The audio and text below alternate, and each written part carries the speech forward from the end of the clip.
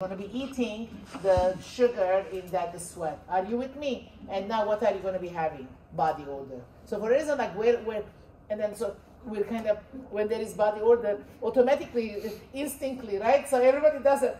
Am I smelling under my axilla? Why am I not smelling other part of my body? Because apocrine glands are not everywhere. Does that make sense? So in other words, the sweat that is in the axilla, it came from the apocrine gland or the pubic area. Do you see?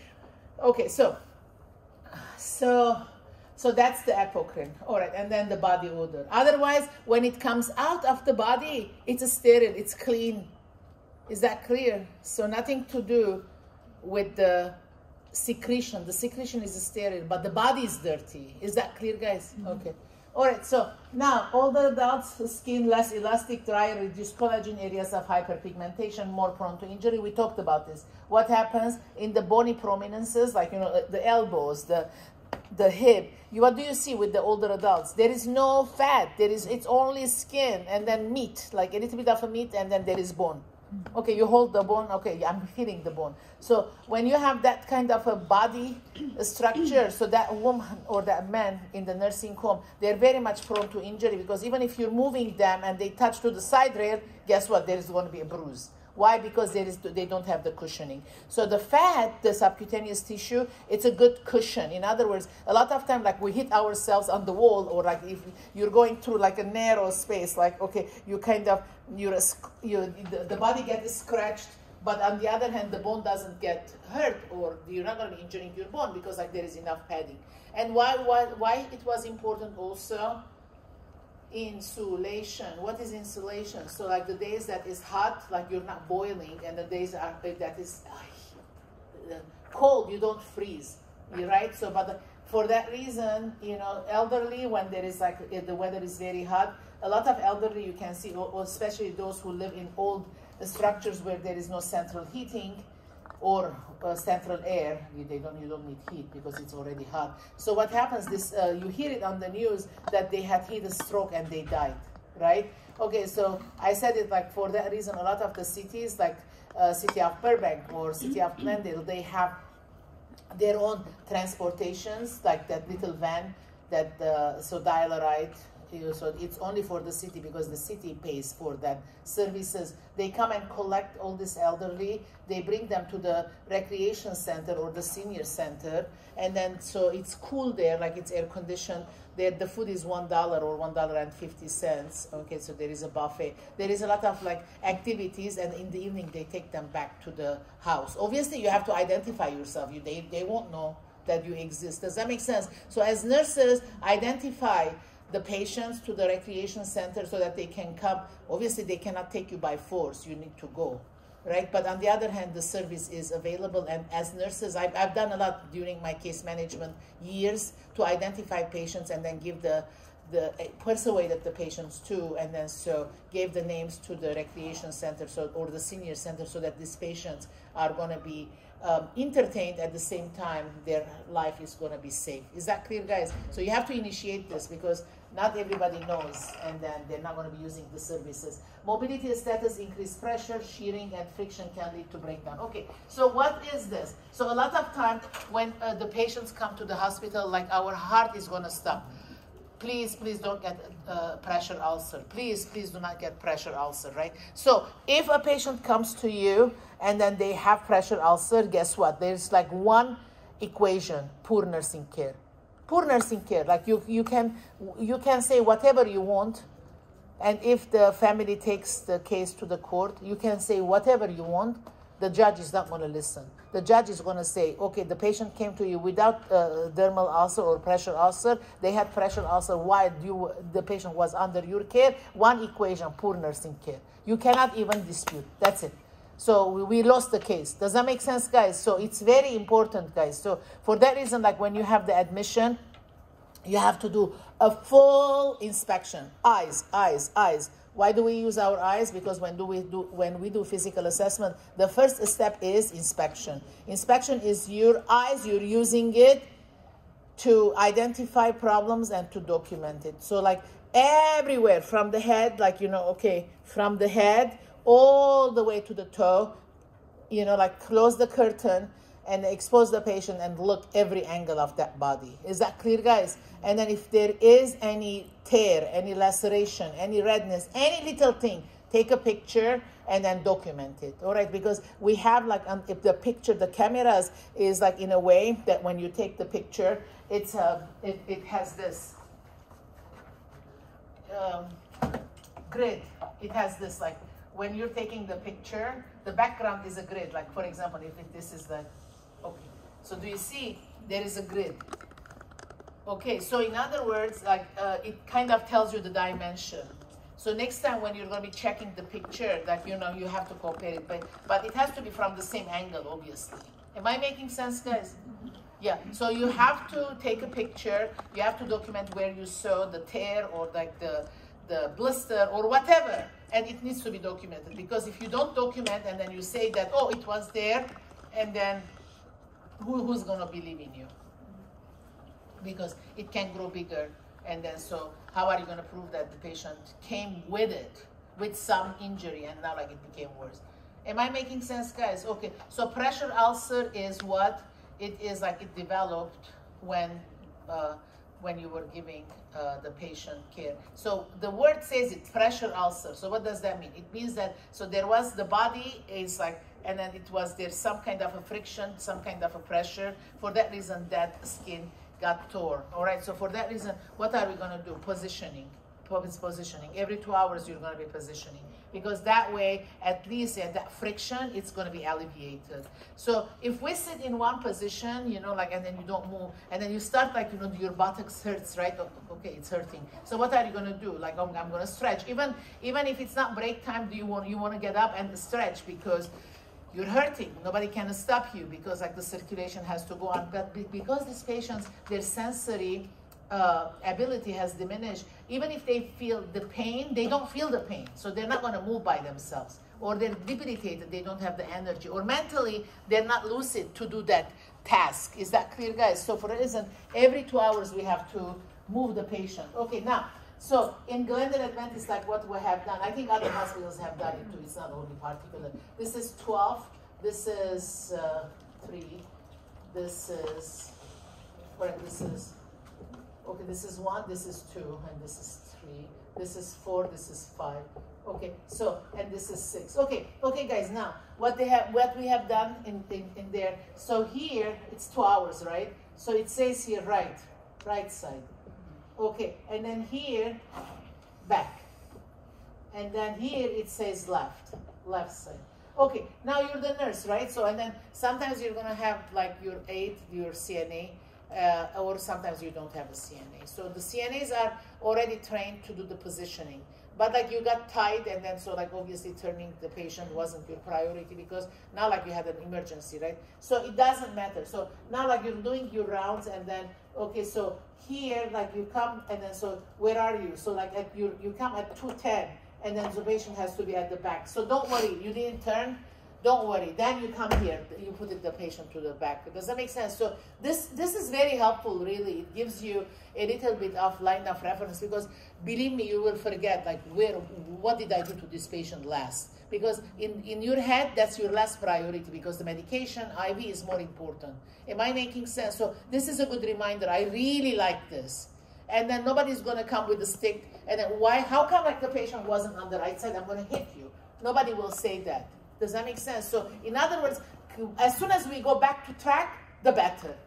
Am I making sense, guys? Okay, so like this is a good reference. What do you think? Mm-hmm. Yeah, okay. So, and then, so what is it that, you know, like there is the increased friction is like rubbing. Shear is like what happens that, so like there is a lot of like loose skin, because a lot of time the elderly have lost weight. There is loose skin, and then there is wrinkle. So the skin rubs the skin. Am I making sense? You know, so like if you have a loose skin, and so what happens, that this skin is rubbing the skin itself. So for instance, like there are tears. Are you visualizing? Okay, yeah, because it's not a stretched skin, so the loose skin rubs each other, and then so there are like creases, and then so there is like tears. Okay. That's the shear. Okay, so now, nutrition, hydration. Why is this important? Because the skin cells are live. They have to live, right? Okay, so in other words, for the new cells to grow, so like we need to have nutrition and hydration, and then protein maintain the skin, repair minor defects, and preserve intravascular volume. Vitamin C, zinc, copper. Okay, so these are helping with the collagen, dehydration, and then we're going to have poor turgor. So what happens? What is turgor? Okay, so when you pinch the skin is going to go back to its normal state. So if you have a patient who is an elderly and then so has a lot of wrinkles, where do we pinch? The chest. The chest, the sternum, because that's where there is less loss of elasticity, there is less loss of collagen or elastin. Okay, all right. So so nutrition is part of the. It determines whether the skin is gonna rejuvenate or not. Sensation level. Why sensation level is important? I kind of gave you an idea right now. When you're sitting on your chairs like for 4 hours without moving, what happens? Like, nobody's happy. Like all the, like your buttocks are sore, right? And then the feet are like, okay, I mean, it's getting hurtful because the circulation is impaired. So you want to get up and stretch. Why? Because like you want to improve that circulation. But if the patient is mentally already debilitated and physically debilitated, they're not going to be doing that. So for the reason we have to do for them, and for the reason they become more prone of creating or developing pressure ulcers. Impaired circulation negatively affects tissue metabolism, medication side effect, itching and rashes. Okay, so a lot of time is, so we talked about perfusion last time. So, okay, so there is this, the heart, there is the left ventricle, and then from the left ventricle, the aorta is going to be bringing the blood all to the periphery, so how it goes, okay, so from the aorta, it came out, and then so like it's coming down, and this is my umbilicus. 2 fingers above the umbilicus, what happens to that aorta? Bifurcates. Okay, so in other words, 2 fingers up and 2 fingers left, 2 fingers right. So this the aorta is going to each leg, all right, so to bring all this oxygenated blood to the periphery. So one of the reasons that there is less of a perfusion was, I said it last week, PAD. Remember what is peripheral artery disease? I said this. What happens in PAD? The aorta, the bifurcated aorta, it's half blocked. PAD, peripheral artery disease. Okay, so it's bifurcated, it's going down to my legs, and half of that artery is blocked. So what's happening? Only half of the blood is reaching to my toes. Am I making sense? So in other words, my perfusion is compromised. Do you agree? Okay, because I have PAD. Is that clear? And so when patients have PAD, what do they complain of? No pain. Intermittent claudication. So what is intermittent means? On, off, on, off, on, off. What is claudication mean? Pain. So what does that mean? On and off pain, on, off pain, on, off pain. So when is the pain on? When you're walking. Why? Because you're not getting enough oxygen to your tissues, because activity requires more energy. Yeah, activity requires more oxygen. Activity requires more oxygen. So, but the blood cannot afford to bring that oxygen because the pathway is halfway blocked. So now it is the pain, the claudication is on because there is activity. Then what does this patient do? Sit down, rest, and then because rest requires less oxygen, so then the pain goes away. So it was intermittent claudication, so it means that on pain, off pain, on pain, off pain, activity, on pain, rest, off pain. Do you see now? All right, so in other words, if somebody has some kind of a problem, and then he's your patient, definitely you're afraid that he's going to be developing a pressure ulcer on the heel.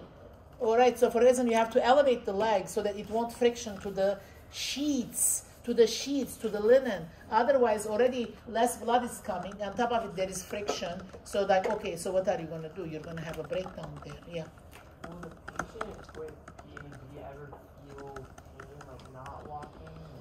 I mean, it depends, so if that's a good question, because even little activity can increase if it depends on how much of the blockage.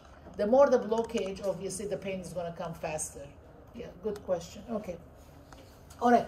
Medications, we talked about medications. Some medications, you know, so like if it gives you itching, why itching is not good?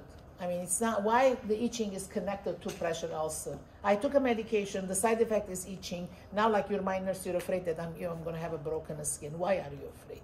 Because you're going to scratch. A scratch. That's why. So for that reason, like because if there is itching, what am I going to do? I'm going to scratch. Okay, how guarantee is that my nails are clean? I mean, you know, it's clean, but like it's not 100% clean. Nothing is 100% clean, right? So, all right, so like I'm scratching. So what am I doing? I'm breaking my skin barrier. And then so as soon as the skin is broken, and a bacteria is going to invade. Is that clear? So that's why itching. And for that reason, why patients with diabetes, they are more prone to skin breakdown when we follow this rationale. Remember, if the patient's blood sugar is uncontrolled, they have a lot of sugar in their blood. The blood is like a honey. So like honey, imagine that honey is going to be circulating. How is it going to be circulating? It's very difficult to circulate. What is the body saying? You know, I'm so thick, I can't even move. Okay, I have to get rid of this sugar because the body has to treat itself. It can't wait till you inject yourself insulin, right? So what are you doing? So like that, a lot of the sugar in the blood, it's going to be mixed with the interstitial fluid, and you're going to pee.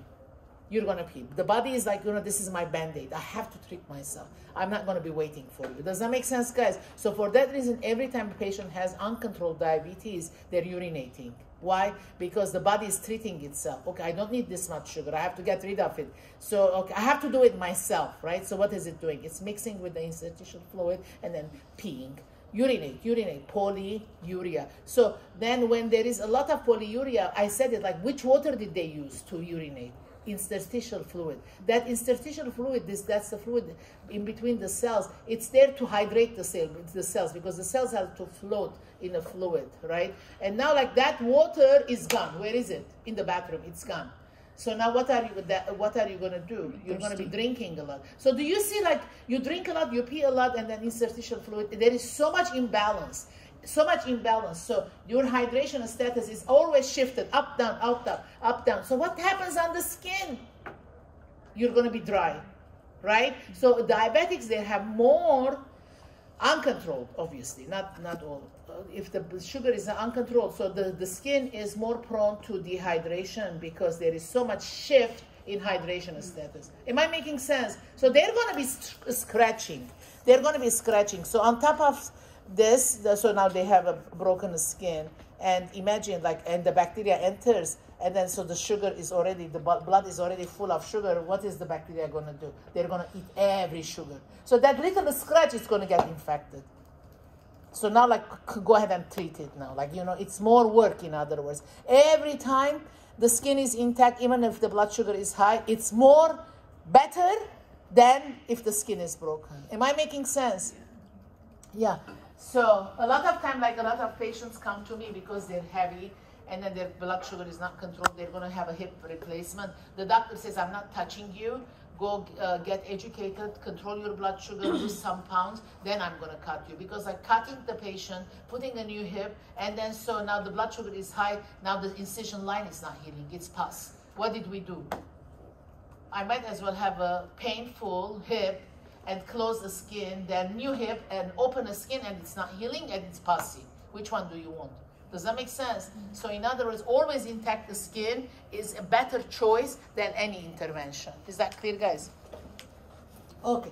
So, all right, so now the other thing that is moisture leads to maceration, fever depletes moisture, increases metabolic rate. Okay, so what is maceration? So I know you have all seen it, but let me tell you, so if there is a open skin here, like let's say I have a wound and the wound is moist, the circumference of the wound is not healthy skin. It is like moist, it is like light pink, white, that's the maceration. Okay, so if this is, maceration is not good, so it means that the wound is not healing. So this is, hopefully there is a picture. So this is the wound, all right, so it's important that to see if this is the circumference, all right, this is the circumference, this is the wound. Okay, so the skin here, how healthy is it? Healthy, it should be healthy, because then if there is a healthy skin, so the wound, it's going to promote the wound healing. The wound is going to get a smaller. Maceration, what is maceration? Wet, moist, pink, white. Okay, so in other words, this skin, it looks like it's gonna, the circumference is even gonna get bigger. It's dying, in other words. It's not healthy. Am I making sense? Okay, guys, so maceration is not good. So what does that mean? It means that the wound, instead of becoming smaller, it's gonna become bigger. Because this skin is dying. Am I making sense, guys? So what are the characteristics of maceration? Wet, moist, white, light pink. So it means that it's dying. So we don't want macerated skin around the circumference. So it is telling me that the wound is not healing. Is that clear, guys? All right, so fever, okay, depletes moisture, so people are going to be more dehydrated. Infection impedes healing. Already I gave you an example about the diabetic patient who has an incision line. It's not healing. Why? The bacteria is eating the sugar in the blood, and then so now there is a pus and an incision line. So, yes? Sorry, is the outside of the maceration, the skin that's dying, not the inside? No, outside. The wound, like if you, this is the wound, it has depth, right? This doesn't have depth. It's your skin. It's the same level. It's not broken yet, but like it's already telling you that it's going to break. And it's going to be it's going to come and become part of this depth.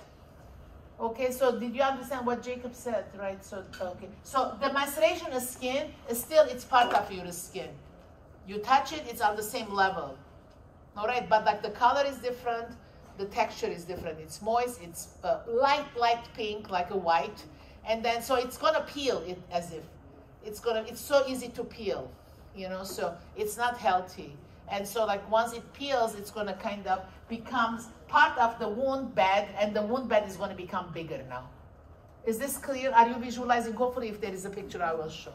All right, so now, lifestyle, tanning, baiting, piercing, tattoos. So what is tanning gonna do? Like a lot of people in the 70s, they were tanning. Now like they're elderly, and then what do they have? Lentigo. Lentigo, I showed you in 307. Lentigo is like as if there is lentil on all your body, lentil. It doesn't go away anymore, like because the skin damage. So when you look to somebody who has lentigo, automatically you're going to say, what did you do when you were young? Were you in the sun? And then at the time they were not using sunscreen. In reality, they were using baby oil so that they can burn. And they were very happy that like the skin is peeling, you know, like it was a totally different culture. Yeah. So that's lentigo. All right. So where are we now? Where did we go?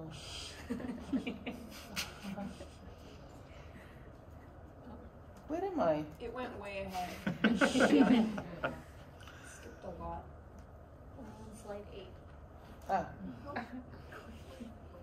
Okay. We finished. Oh, okay. All done. Help me. Okay. All right, so you gave up.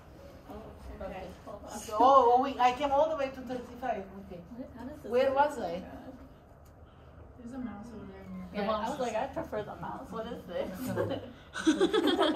So it looks like I need a helper, huh? To like when I'm lecturing. IT. Yeah, we were on 8. We were way up here. There you go. Okay. Just let's leave it like this so I know like how many slides. Okay, okay. that's okay. I can. There you go. Okay, so that gives me a little bit more security, huh? All right. Okay. All right, guys. So we talked about this. All right. So and piercing, tattooing. I think nowadays like the tattoo is what is it? It's sterile. But I think there was a time that the tattoo wasn't that infection-wise better controlled.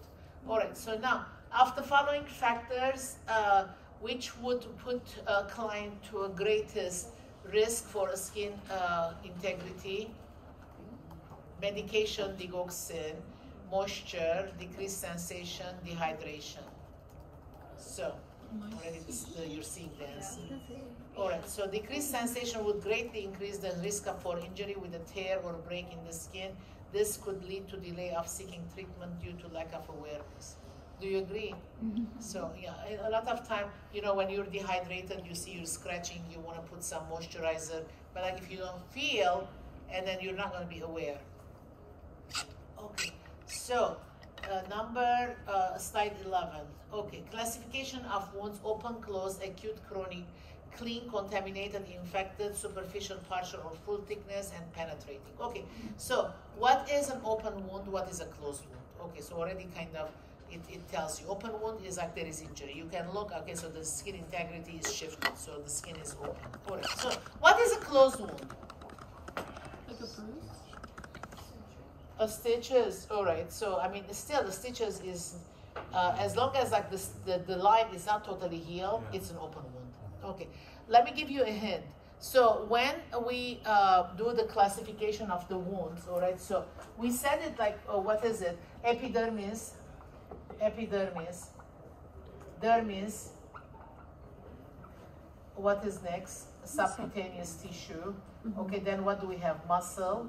And under the muscle we have bone. All right, so this is the way it is listed. Do you see it, guys? All right, so on top we have the epidermis. Once the epidermis is broken, this is a stage 1.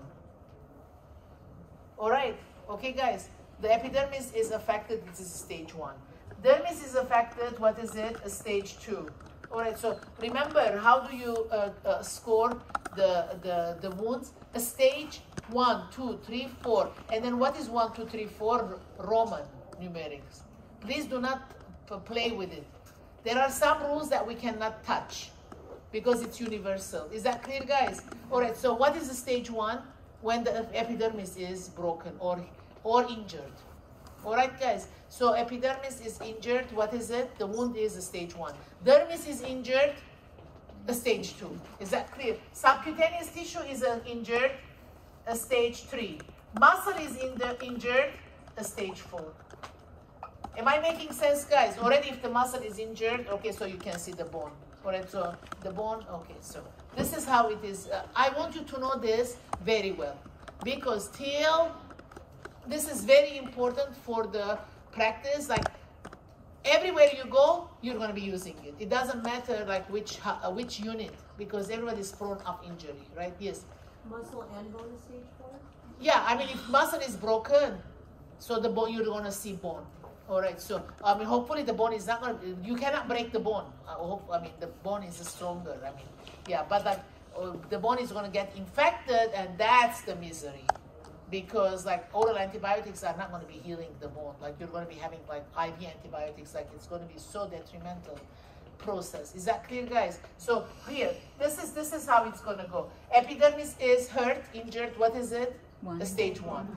Dermis is injured, a stage 2. Subcutaneous tissue is like, obviously if the subcutaneous tissue is injured, what else is injured? Epidermis is injured, dermis injured, now we came to subcutaneous tissue. Am I making sense, guys? So in other words, and then if the muscle is injured, so like the epidermis is injured, dermis is injured, subcutaneous tissue is injured, now like the muscle is injured. Yeah. If it goes all the way to the bone, would that be considered unstageable? Because I've heard that before. Well, unstageable is totally different. I'll talk about it. Unstageable is like all this is happening, but the skin is closed. Okay. All right, so the skin is closed. Okay, that's a closed wound. Okay. It's a closed wound, right? So that's the closed wound. So it's good that you brought it up. Now you look to the surface. The surface, it's like black, and then it's leather. It's leather. Okay, so you can touch it. It's different than the skin structure. It's totally leather. All right, so it's leather, but it's closed. Like it's a black area, it's leather, but nothing. You don't see any blood coming out. Like the skin is intact, but the color is different. Okay, who wants like leathery skin there? Like I don't want leathery skin there, right? Okay, so that's a leathery skin, but like it's kind of part of the skin, right? But it's a closed wound because down there is like the epidermis is dead, dermis is dead, subcutaneous tissue is dead. They're dead, but the top is covered. So that wound is not going to heal. So for that reason, that wound, they come and then cut that leathery part and then pull it.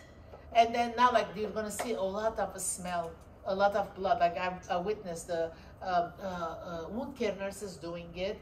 But obviously, if it has to be small, that the wound care nurse has to do. Because if it's too big, you know, like the surgeon has to do it. It's too dangerous because, like, you're taking a chunk out. Like, you don't know what's under it.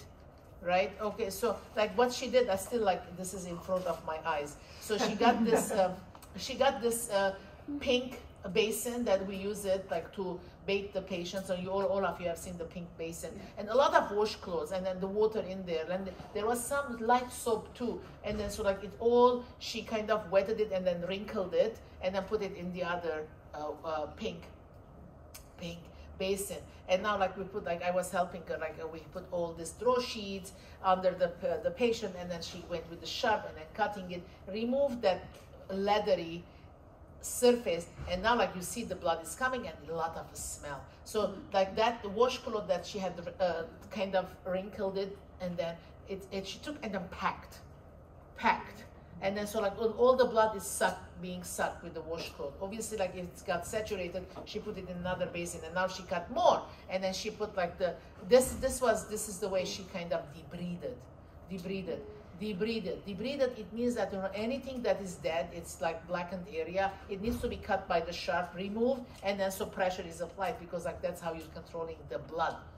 But obviously, even if she's very meticulous, you can't cut every dead skin. There are going to be some spots of dead skin in the wound bed. All right, so then there is another treatment, like how are we going to get rid of that blackened area that is dead? Otherwise, the wound is not going to heal. The wound bed has to be very clean and very much moist. Cleanliness, it means that beefy red. So you have to have the wound bed that is beefy red. If it's not beefy red and if it's not moist, the body is not going to heal itself. Is that clear? Okay, very good. So now you understand what is the difference between open wound and closed wound. Closed wound, you don't see anything, any blood coming out. Okay, let me give you one more example about the closed wound. When the epidermis is broken, or not, I'm not going to say broken, I'm going to say when epidermis is injured, the skin is not broken, believe it or not. Epidermis is injured, the skin is not broken.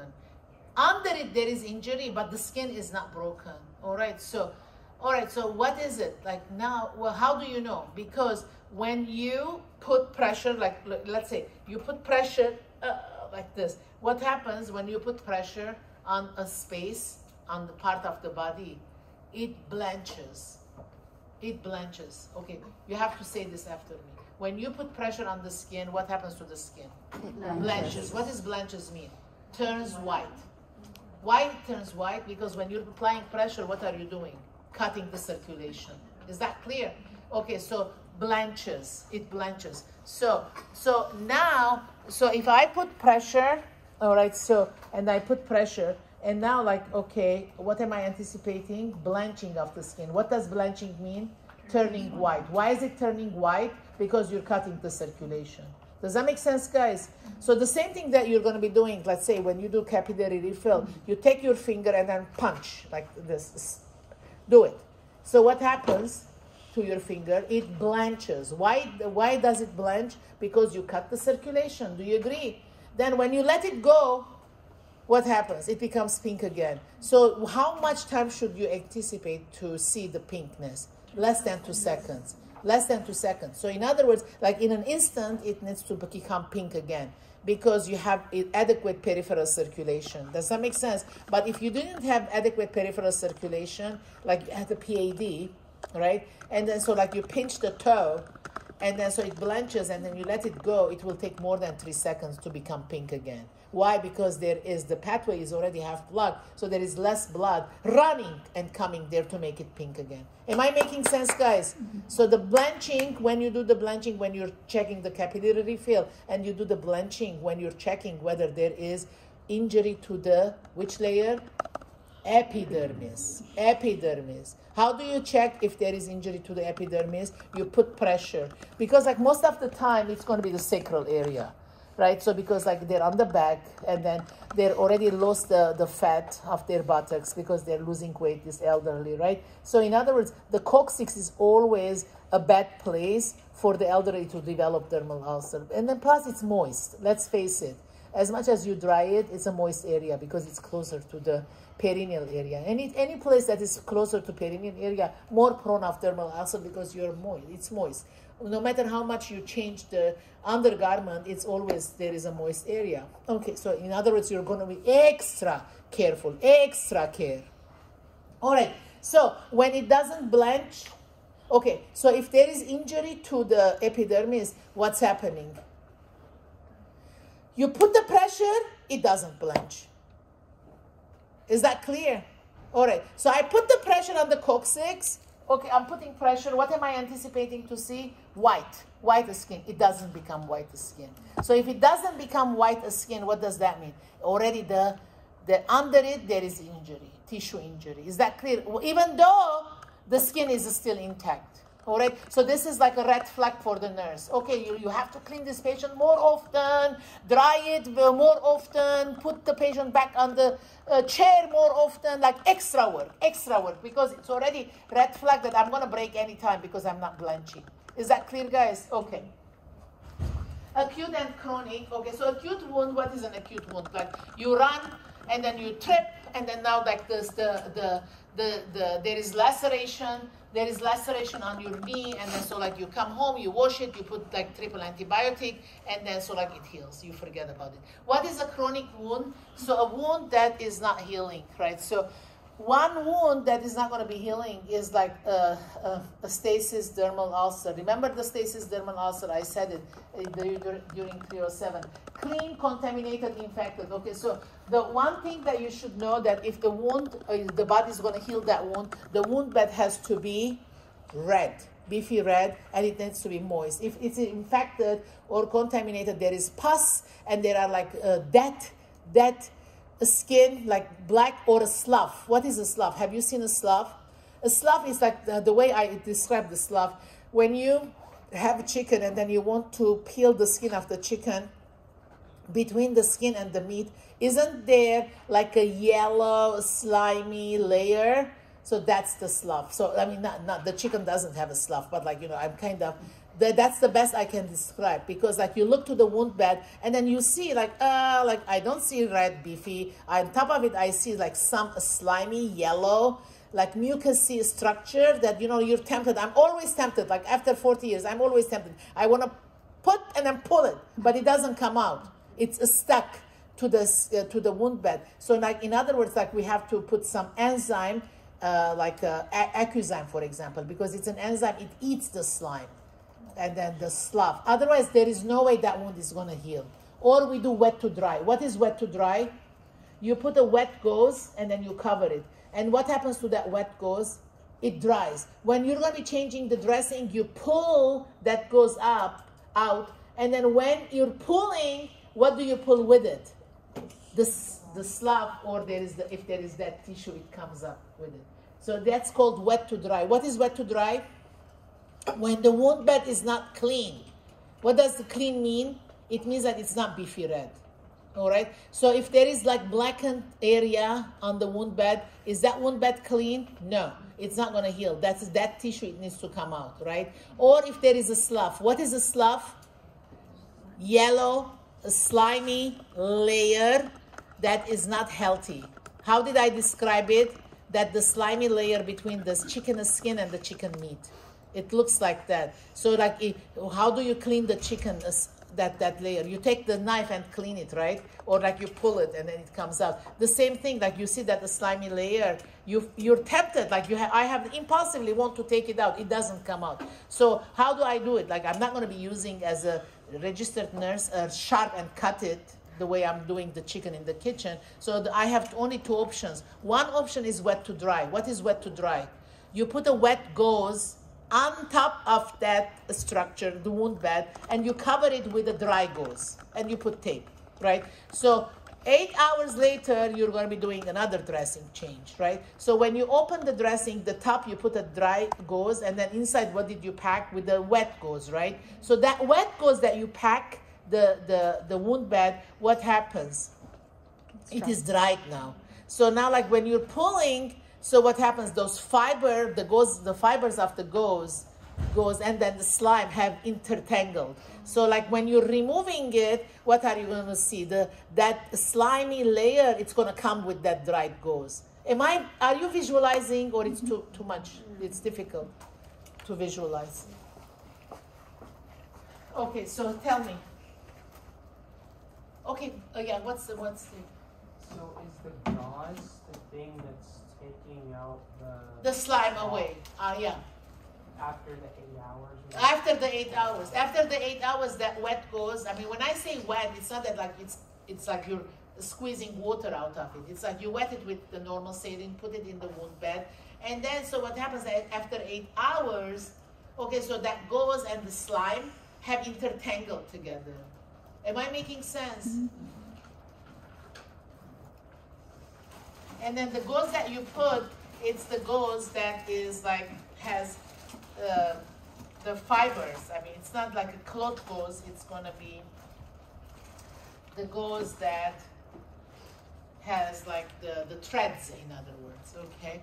Or you're going to be putting the enzyme. All right, so this is the enzyme. Okay, so this is an enzyme. So this enzyme eats. Okay, so and this is like, obviously, this is a little bit more aggressive, because like every time like we see a tube and then paste, we think like it's innocent, but this is not innocent. All right, so these are not innocent. You're going to be applying it. You put a Q-tip, you get the Q-tip, and then you apply on top of the slough. This is the Q-tip. You take the Q-tip, and then you put it like, or if there is like, after the debridement, I said like this wound care nurse, when she did the debridement, she cannot cut every dead tissue. There were some spots. What I did, so like I put like a little bit of this enzyme with the Q-tip and put right on the blackened dead area. Am I making sense? Then you cover it. And so this enzyme is going to eat that dead tissue. Is that clear? So, but every time, like when I am changing the dressing, I have to assess, has this eaten that tissue? If it's eaten, you call the doctor, you're going to say, I'm going to stop this. Because a lot of time, the nurses continue doing it. No, this is like this is an enzyme, it's eating. And plus, like you have to be very careful, even though if you put on the dead tissue, do you think this will stay right on the dead tissue? It spreads. Does that make sense, guys? So be very careful, like how much you put. So I was like very strict with my students when I took them to Jewish home. Okay, we're gonna be putting like very little. I mean, you can't play with this. This is ointment, but like it's not an innocent ointment. You can't go more. Does that make sense? Or the same thing, wet to dry. What is wet to dry? Okay, so if this is a wound bed, so I'm putting the wet gauze here and I cover it. Am I making sense with the gauze or with the dressing? When I come, I take this top layer, and then so what is inside? A gauze that has fibers, like threads. Am I making sense? So what happens to this gauze? It's already dried. So when it dried, what happened to that slough, that slimy yellow layer? It's all intertangled with the gauze. It went inside the gauze, right? So what happens, like you're taking this out, so that a slimy layer comes with it out. But it's not only one sitting.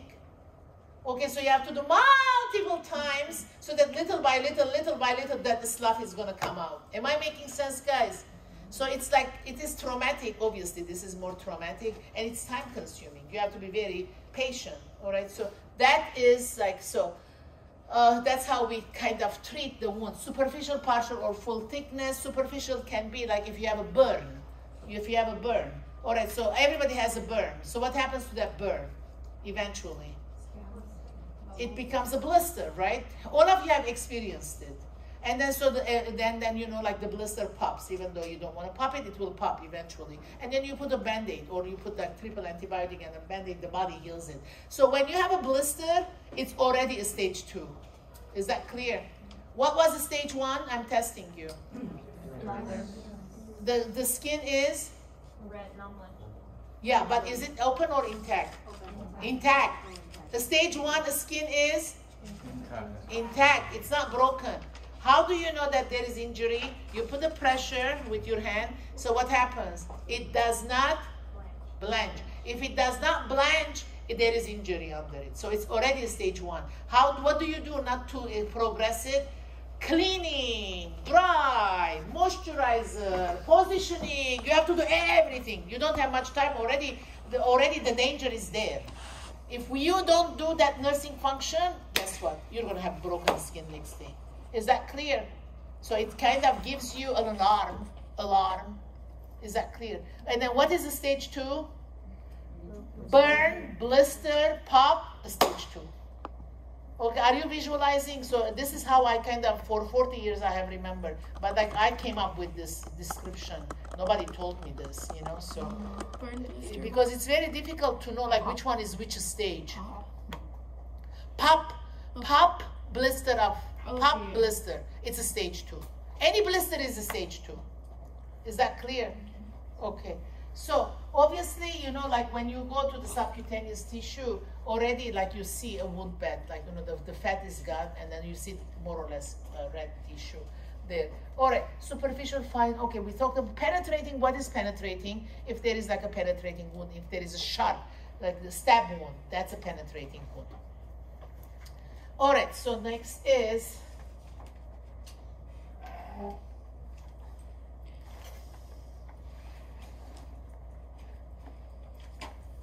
okay. Regeneration in epidermal wounds, no scar, primary intention, clean surgical incision edges, approximated minimal scarring. So what is this talking about? So in other words, you know, so if there is the incision, so this is an open wound, then there is an incision, so that you have to clean here, it dries, and then once it dries, like the nurses already, you can cut and then remove the stitches now. Okay, so what is the problem here? What problem we can anticipate if there is like a suture there? Rupture. Huh? Rupture. What is the rupture? You don't say rupture. Dehiscence. Dehiscence.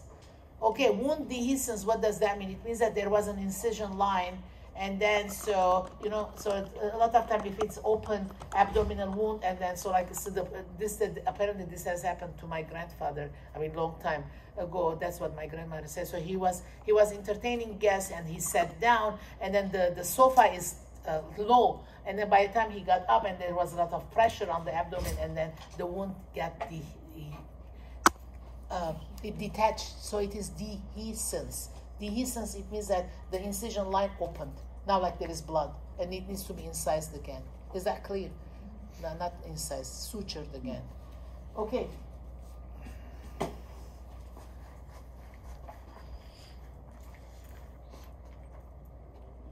All right, so secondary intention wound edges not approximated, tissue loss, heals from inner layer and out. So this is so obviously, you know, so every time like you have an injury, you want to run to the emergency room, you want it to be sutured. But if you don't go, still that wound is going to heal. But like why you want to go to the to emergency room and then have it sutured? Because the scar is going to be huge. Yes, because of the scar. Because like I think like I fell one time, and I didn't go right away because I was researching like which urgent care is going to cover my insurance. Like you have to think about that too. Like I put more energy about like finding which in urgent care I'm going to go rather than thinking about my forehead. And then I said, you know, that's okay. You know, like even if it's scarred, I'm not too young, right? So anyway, so that's why it healed but by the time I found the urgent care, by the time I went there, they said it's too late, we cannot suture anymore. So then the wound kind of, how did it heal? It healed from inside out. Is that clear? Because like, but this is what is the disadvantage? It can leave a scar, and the body will heal like haphazardly, right and left. Am I making sense? Why do you go to the emergency room to have it sutured? Because like you're bringing the loose ends in a way that, okay, heal this way, huh? Don't heal another way because I don't want a scar. Is that clear? But otherwise the body is going to heal it. But then you're going to have a scar because like when it's healing it, it's not following the direction. It's following nature. Am I making sense, guys? Okay. Okay, so then the tertiary intention granulation. Oh, this is very important. What is granulization? What is epithelialization? How do I remember? So like if the wound bed is clean and it's going to be healing, the wound bed, how do you know it's healing? You look to the wound bed, it's beefy red, and then there are granules. What is granules? Like a golden, as if it's golden grains. Golden grains. On the wound bed, you see like golden grains, as if somebody came and then sprinkled some golden grains. So that is granulization. It means that the wound bed is healing. That's a good thing. Is that clear? Okay.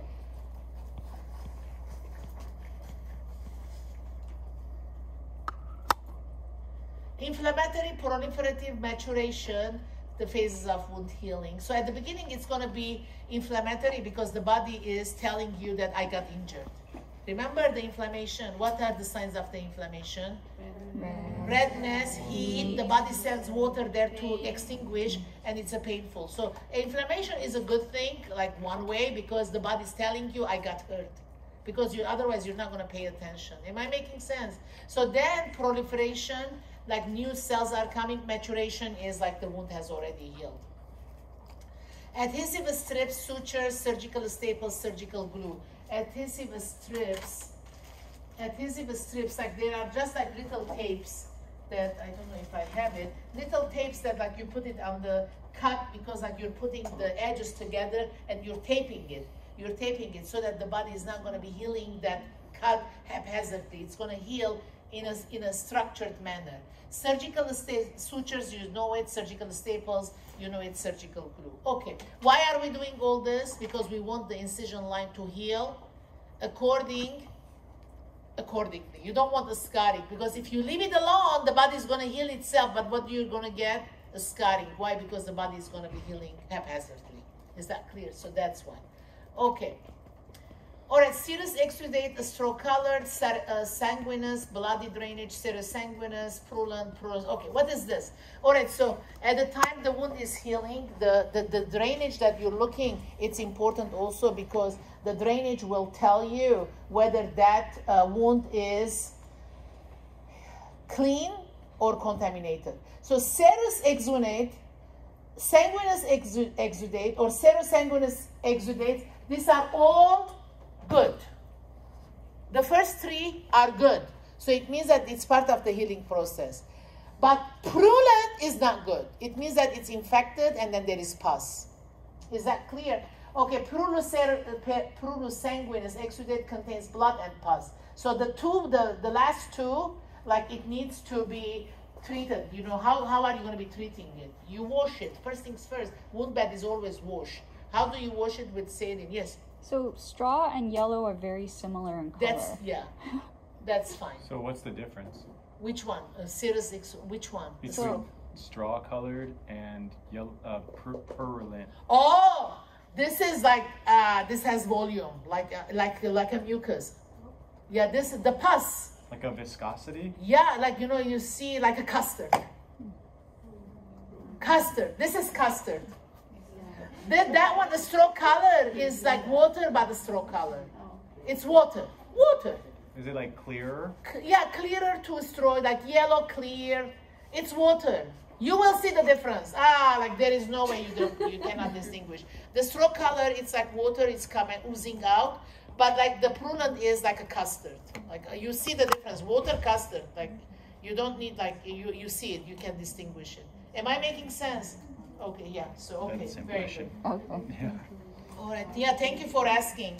I didn't think that way. All right, so complication of the wound healing, hemorrhage, infection, dehiscence, I said it. What was dehiscence? Rupture. Okay, and then avascation. Okay, so there is like a fistula formation. What is fistula formation? So when you leave the wound to heal by itself, this is why you are afraid. Because during the healing process, and the internal organs that are kind of where there is injury, they kind of touch each other. They make a tunnel in between. All right, so that's the fistula.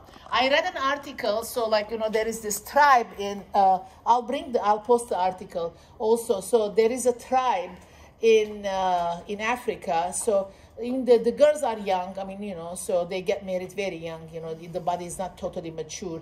And then so when they're having children, like during childbirth, I mean, they don't have midwife or anything, like they're having at home. So what happens that there is a lot of tear, perineal tissue tear. Okay, so then like the baby is born, and then after that nobody does anything, no like follow-up, no suturing, no episiotomy or anything. So the body is healing itself. When the body is healing itself like haphazardly, inside organs, they were all manipulated because of the childbirth. All right, so there is a fistula that is made, so to the bladder. I mean, I don't remember the details now. And so these women are always leaking urine.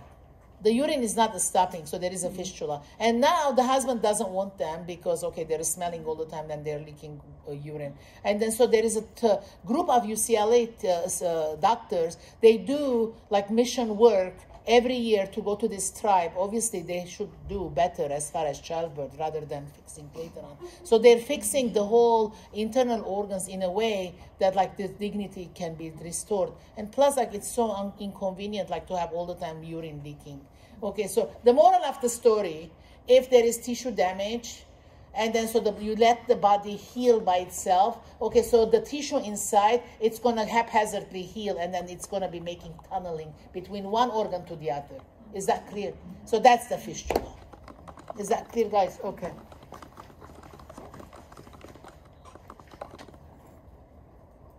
All right, so you see this is dehiscence, this is eviscation. So a part of the organ is coming out. Okay, so... okay, so we'll skip this. Let's see here. What is it? Focus skin assessment. I want you to know Braden scale. All right, so what is Braden scale? Braden scale, it came in 1988. All right, so Braden is Barbara Braden. Norton scale was before Braden scale.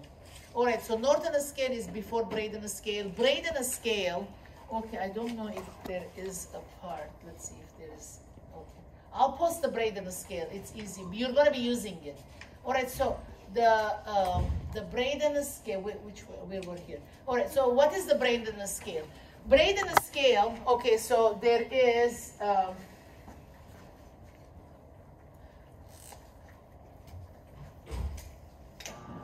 Okay. So it's a tool, obviously. All right. So this is the way it's going to be. All right. So. Okay, so the first one, okay, sensory perception. And then also, then there is the moisture, activity, mobility, and then what else? Nutrition, and then friction and shear. All right, so every hospital uses this. So on the vertical column, these are the indexes: sensory loss, moisture, activity, mobility, nutrition, friction, and shear. And here, like how often is it totally independent, 50% independent, like chair bound. And then this is what? Bed bound. Do you see? And now, like, you know, you kind of score it. This is like 1, 2, 3, 4. So you score it. If this person is chair bound, he gets 2. Is that clear? And then so if there is all the time moisture, so like he gets 1. Okay, so all the time. So okay, so then you're kind of counting and you're getting the score. Accordingly, you will identify how risky this patient is. Is that clear? I'll post the Braden scale so you can see it, because all of you are going to be using it in practice. So what is Braden scale? It's a tool. It's a scoring tool that identifies the risk of that patient developing dermal ulcer. Are you with me? So everywhere you go, they're using Braden scale since 1988. Before 1988, it was the Norton scale, and now we don't use the Norton scale because whatever Norton scale is asking, it's already included in Braden scale. So Braden scale is broader. Is that clear? So class is dismissed. I'll post the Braden scale. Okay, guys? Yalla, thank you.